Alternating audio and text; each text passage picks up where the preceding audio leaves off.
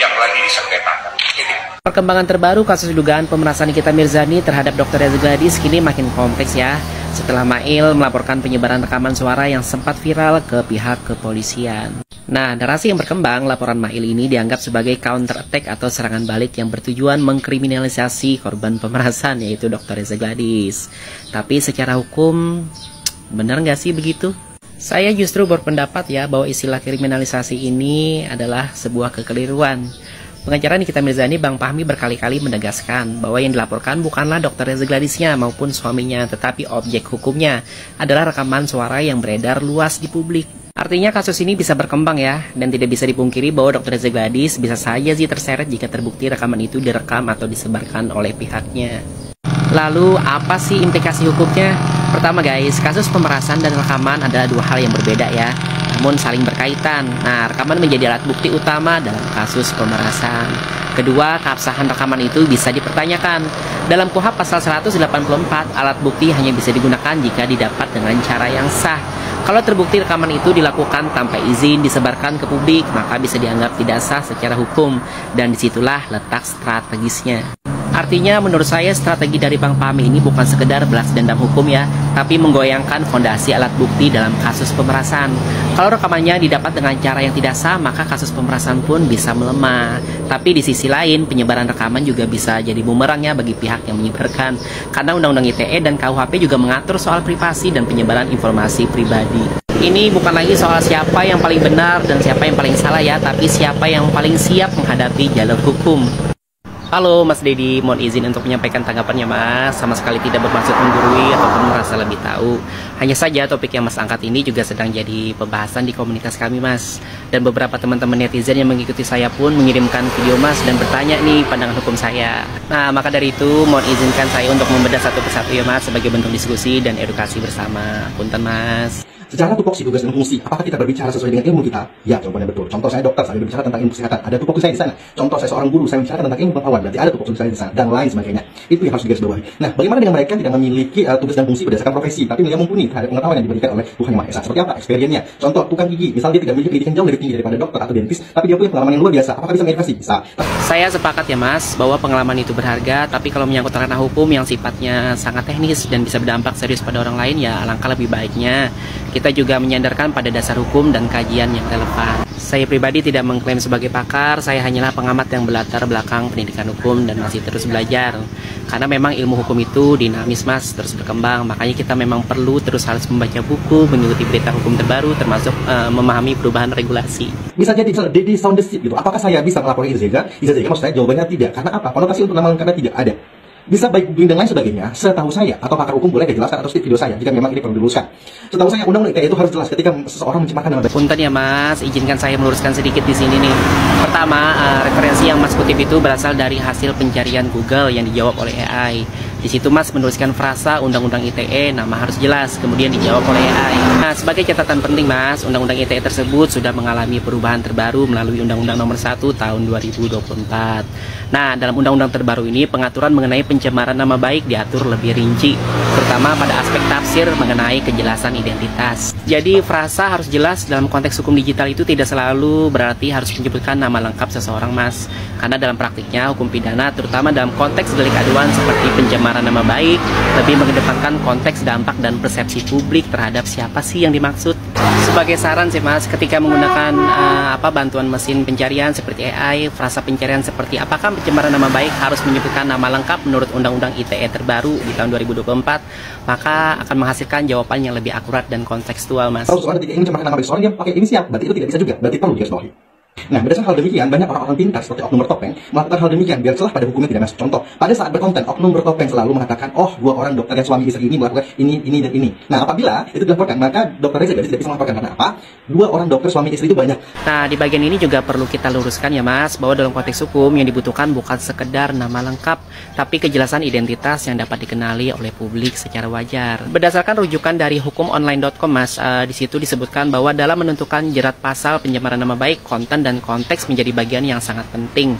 Di situ juga disebutkan bahwa tercemarnya nama baik hanya dapat dinilai oleh orang yang bersangkutan secara subjektif. Nah, jadi menurut saya dengan kata lain, jika seseorang merasa dirugikan dan dapat menunjukkan bahwa masyarakat secara umum dapat mengaitkan dirinya dengan konten tersebut, maka unsur delik bisa dianggap terpenuhi. Kita ambil contoh kasusnya Iza Zega dan Sandi Punamasari ya Mas.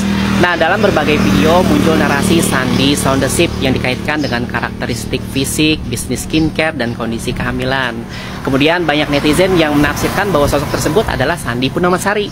Dalam hukum pidana dikenal juga asas actus reus atau perbuatan dan asas mens rea atau niat jahat. Tapi selain itu Mas, dampak psikologis, reputasi seseorang, dan persepsi publik terhadap korban juga menjadi bagian dari pertimbangan hukum. Closing statement saya adalah saya mengapresiasi kinerja dari pihak Polisi Republik Indonesia karena sudah memberikan punishment terhadap Iza Zega.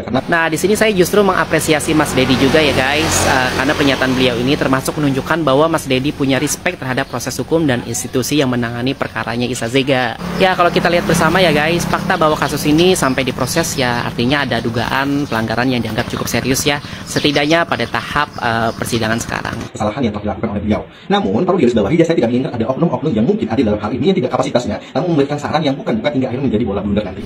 Di sini saya memahami ya kekhawatiran Mas Dedi, kapasitas memang penting Mas. Maka dari itu saya mencoba untuk menyampaikan berdasarkan pemahaman saya sebagai lulusan hukum, meski tidak berbicara dari sudut pakar ya.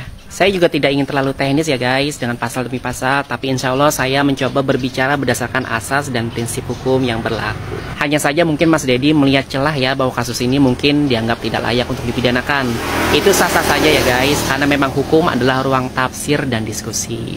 Tapi penting juga untuk kita pahami bahwa putusan akhir bukanlah di tangan kita, melainkan berada di tangan penegak hukum saat ini. Nah, kasus Iza Zega ini adalah contoh menarik ya Mas, tentang bagaimana dinamika hukum pidana kita di area digital sangatlah kompleks. Jadi meskipun tidak menyebut nama lengkap, konten digital bisa tetap dinilai mencemarkan jika publik secara umum dapat mengidentifikasi siapakah yang dimaksud. Tambah lagi, Undang-Undang ITE kita kan bukan hanya bicara soal pasal-pasal, tapi juga dampak sosial dan psikologis yang ditimbulkan. Nah, dari perspektif hukum Mas, delik ini bersifat aduan, artinya yang merasa dirugikan bisa melaporkan dan aparat punya wewenang untuk memprosesnya. Mohon maaf jika ada hal-hal yang kurang berkenan ya Mas, saya sangat menghargai ruang diskusi yang Mas Dedi buka, dan semoga tanggapan ini bisa melengkapi perspektif yang beredar di publik. Terima kasih atas perhatiannya dan salam hormat untuk Mas Dedi. Jadi beberapa bulan ini aku sering banget melihat live sales untuk beberapa penjual atau pedagang skincare di TikTok Shop atau di Shopee. Aku sih ya miris gitu. Mirisnya kenapa? Karena banyak sekali buzzer-buzzer yang masuk untuk menghina, untuk mengata-ngatain, mencaci maki, membuli saat dia mencari rezekinya, saat dia berjualan. Coba deh kalian lebih punya etika lagi gitu kan. Kasihan ya ketika kita melihat orang yang berjuang untuk mencari rezekinya. Ya kalau nggak mau beli ya nggak usah dibeli, tapi jangan juga dihina, digangguin. Bisa nggak sih kita berpikir kalau bagaimana kalau kita seperti itu, digituin, bagaimana? Coba kembali kepada diri sendiri ketika kamu mencari rezeki dengan cara berjualan atau berdagang, baik itu online ataupun tidak online, itu digangguin gitu loh.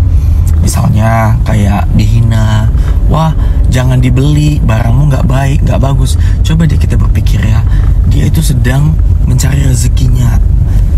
Kenapa sih kalian harus seperti itu? Kalau memang tidak mau membeli, udah jangan ditonton, gak usah dibeli, udah dilepas saja, atau bahkan kalian bisa memblokir. Tapi tidak untuk mencaci, menghina, atau memprovokasi. Kasihan loh, dia punya kehidupan yang harus dia biayain. Jangan kalian mengikuti provokator seorang provokator lah ya, yang suka mengatakan oh itu jangan dibeli, barangnya begini, merugikan konsumen. Ya udah nggak usah dibeli lagi, tapi jangan dihina gitu loh. Bisa nggak sih? Pernah nggak sih kalian tuh berpikir ketika kau nanti berjualan kemudian dihina gitu loh, atau dicaci, dimaki, atau bahkan dibully, atau bisa jadi itu dia memprovokasi, jangan dibeli, barangnya nggak bagus.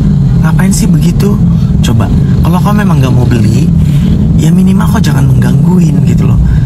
Kau mematikan rezeki orang. Pernah nggak sih kau berpikir, kenapa sih kau mengikutin provokator? Itu dia tuh provokasi. Memang seorang provokator gitu loh. Bisa-bisanya mereview dan memprovokatorin untuk jangan membeli. Itu gimana sih konsepnya? Coba berpikir deh kita. Gimana kalau saudaramu seperti itu? Bagaimana kalau nanti keturunanmu mencari rezeki sesulit itu? Kembalikan kepada diri kita, coba. Kasihan loh orang seperti orang yang berjuang untuk mencari rezekinya kalian matiin.